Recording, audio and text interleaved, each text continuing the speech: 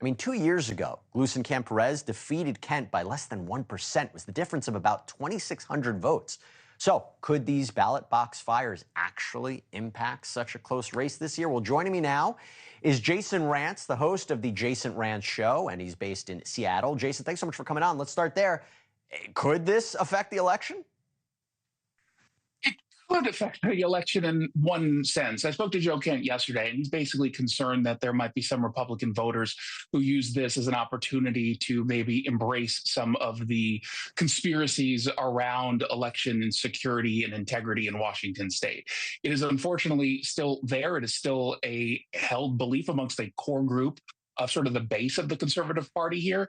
And he obviously needs as much support as possible. I know the polls show it incredibly tight, but this is a red district, so I'm not entirely sure the polls are as accurate this time around that we're seeing, at least right now. So we'll see where this goes. I think generally, though, it's important to point out this is very rare. This has not happened before, at least nothing that any of us can find. Every once in a while, we'll get a story about a drop box being damaged or destroyed, but it is rare. Does this open up a vulnerability that we should probably address? I do think it does. I agree. I agree. Thank goodness this is rare. And by the way, just to put this up, this is number one.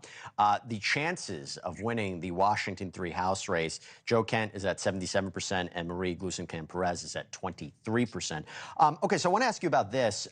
Talk to me about, do you know anything, the latest about the federal or state investigation into who may have done this? So we don't have any details yet as to the motive or a potential suspect or suspects. We got a statement from the FBI just a few hours ago that was pretty useless. It was just, we're still working with local law enforcement to investigate. If anyone has any information, give us a call. So it sounds like they're not, at least yet, willing to share the evidence that they believe connects the 3 cases. That could potentially give us some clue as to the motives.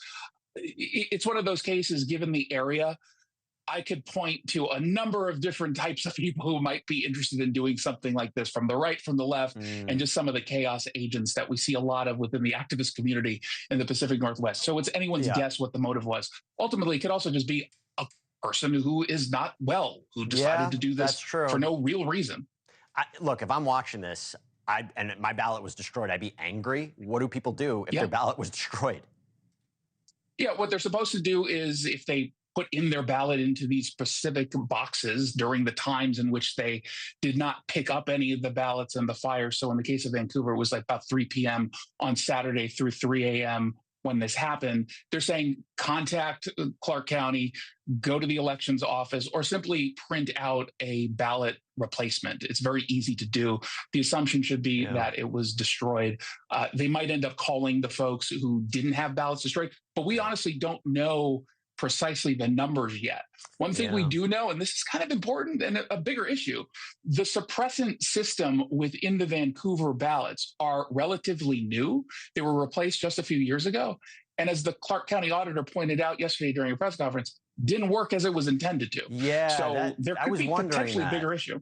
Yeah, that's a problem. So it worked in one circumstance and not in the other. All right, part of our larger conversation. Jason Rantz, thank you so much for coming on. Appreciate it. Thanks for watching. Go to joinnn.com to find NewsNation on your screen. And don't forget to click the red subscribe button below to get more of NewsNation's fact-driven, unbiased coverage.